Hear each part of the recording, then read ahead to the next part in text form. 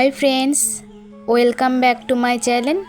আমি অনু নতুন একটি ছোট্ট ভিডিওর সাথে আবারও চলে এলাম তোমাদের সামনে। আজ হলো সোমবার, ঘড়ির কাঁটায় বাজছিল সকাল 8:30। আজকে এখন থেকে তোমাদেরকে সঙ্গে নিয়ে ভিডিওটা শুরু করলাম। আশা করি তোমরা যে যেখানে আছো সুস্থ আছো, ভালো আছো। তো চলো, আজ তেমনভাবে কিছু শেয়ার করব না, আজ শুধু এই ডিমের বড়া করে নিয়ে তরকারি করব, তো সেটাই শেয়ার করব। তো চলো দেখতে থাকো ডিমের বড়া করে নিয়ে তরকারিটা ঠিক কেমনভাবে করছি। এর আগেও তোমাদেরকে অনেকবার আমি দেখিয়েছি, তো আবারও দেখে নাও চলো এক ঝলকে। তো প্রথমে লবণ হলুদ 1 চিমটি বাটিতে দিয়ে রেখেছিলাম, কারণ ছেলের জন্য ডিম আমলেট করেছি আগে। তো তারপরে একটা ডিম ভালো করে ফেটে নিয়ে বেসন, চালের গুঁড়ো, লবণ, হলুদ, পেঁয়াজ, কাঁচা লঙ্কা দিয়ে ভালো করে একটা ব্যাটার তৈরি করে নিচ্ছি, কারণ এটা বড়ার আকারে ভাজতে হবে। আর ভালো করে কিন্তু ব্যাটারটা তৈরি করতে হবে যেন এক ফোঁটাও দানা দানা না থাকে। আমি তোমাদেরকে কিন্তু সময় ধরেই আমি ভালো করে দেখিয়ে দিচ্ছি, একদম যেন দানা দানা না থাকে। তো ব্যাটারটা ভালো করে আমার তৈরি করা হয়ে গেছে। এবার বড়াটা আমি ভেজে নেব। তো কড়াইতে সর্ষের তেল দিয়ে দিলাম। সর্ষের তেল দিয়ে এবার যে ব্যাটারটা তৈরি করেছিলাম, বড়া যেভাবে ছোট ছোট করে ভাজি সেইভাবে ছোট ছোট করে এবার কড়াইয়ের মধ্যে ছেড়ে দেব।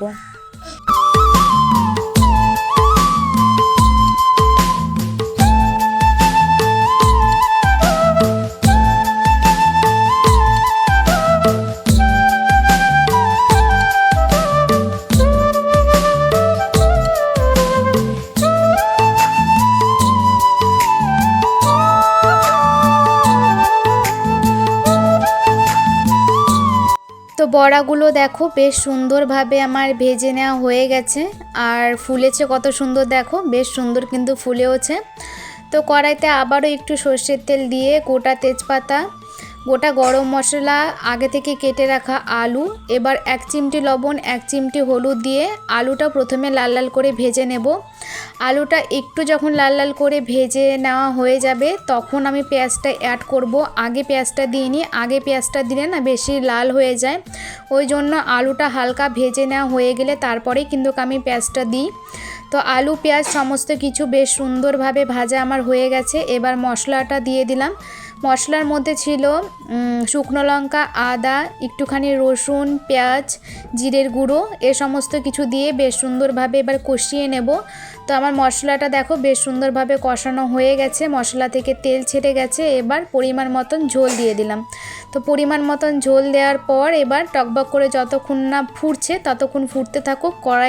কলের পাড়ে আমার কিছু বাসন আছে পড়ে, তো চলো ততক্ষণ আমি মাজতে থাকি বাসনগুলো, আর ঝোলটা ততক্ষণে ফুটতে থাকুক।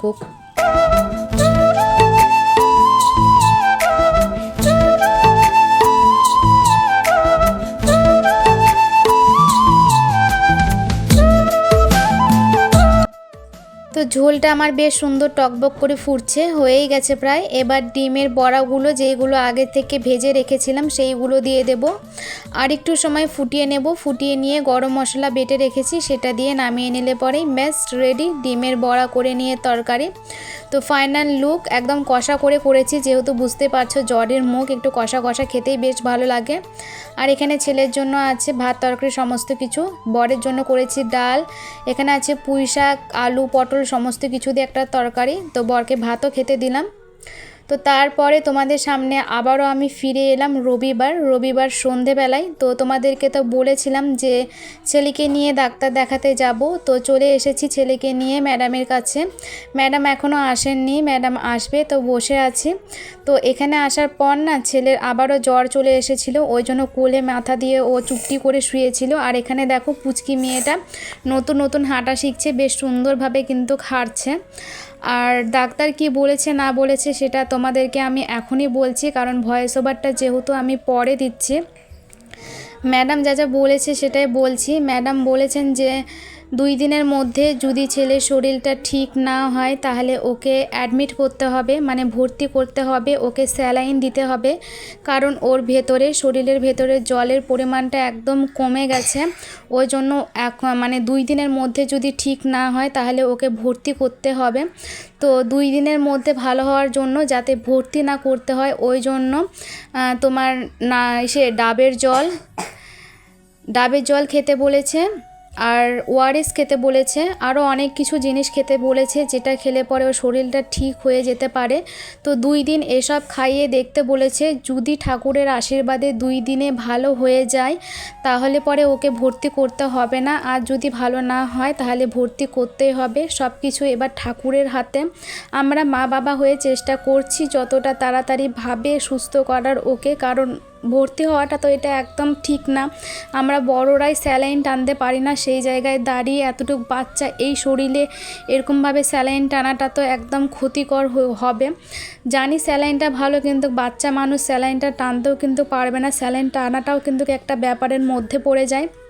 তো চেষ্টা করছি আমরা, আজকে যেহেতু সোমবার, আজকে কিন্তু পুরো দিন আমরা দুইজনাই ওর পিছনেই সময় দিয়েছি যাতে ওকে ভর্তি হওয়ার মতন কোনো পর্যায়ে না আসতে হয়। 2 দিনের মধ্যে ওকে ভালো করার চেষ্টা করব যাতে ভর্তি না হতে হয়।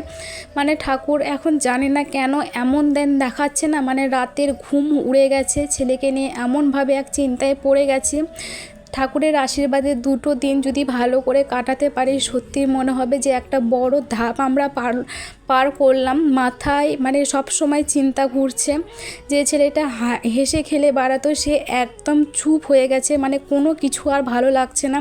সারা দিন শুধু ওর চিন্তায় করে যাচ্ছে। আর যখন ভর্তি হওয়ার কথাটা বললো না, তখন বুকের মধ্যে মনে হলো যেন কেঁপে উঠলেও ঠাকুরকে শুধু এটাই বলছি যেন ওকে ভর্তি না হতে হয়, ওকে যেন স্যালাইন না টানতে হয়, কারণ ওর শরীরটাও আগে থেকে অনেক দুর্বল হয়ে গেছে। ওকে একদম রেস্টে থাকতে বলেছে, স্কুল যেতে একদম বারণ করেছে, বাড়িতেই সব সময় রেস্টে থাকতে বলেছে, খেলাধুলো দৌড়ঝাঁপ এ সমস্ত কিছু করা ওর একদম বারণ। এখন সব সময় ওকে রেস্টে থাকতে হবে কিছুদিন। তো স্কুলে তো আমরা দিয়ে পাঠাতামই না, কিছুদিন যখন থেকে অসুখে পড়েছে স্কুল তো ওর বন্ধই আছে, আর বাড়িতেই আছে। একটু খেলাধুলা দৌড়াদৌড়ি যখন শরীর ভালো হতো সেটা করতো, কিন্তু এখন সেটাও বন্ধ করে দিয়েছি। এখন ঘরের মধ্যেই ওর সঙ্গেই খেলার চেষ্টা করছি, যাতে ঘরের মধ্যে ওর সাথেই ভালোভাবে খেলে সময়টা কাটাতে পারি, যাতে ওরও বোর না হয়, ওরও যাতে মনটা ভালো হয়ে যায়। তো এইসবই চেষ্টা করছি। জানি না ঠাকুর কিসের পরীক্ষা নিচ্ছে এতটুকু বাচ্চার দ্বারা। ঠাকুরকে শুধু এতটুকুই বলার আছে যে এতটুকু বাচ্চাটাকে না কষ্ট দিয়ে, সব কষ্ট ওর যত কষ্ট সব আমাকে যেন দিয়ে দেয়। ঠাকুর ওকে যেন সুস্থ রাখে, ভালো রাখে। ও তো নিষ্পাপ শিশু, ওর তো কোনো দোষ নেই। তো চলো আজকের জন্য ভিডিওটা এতখানি কি।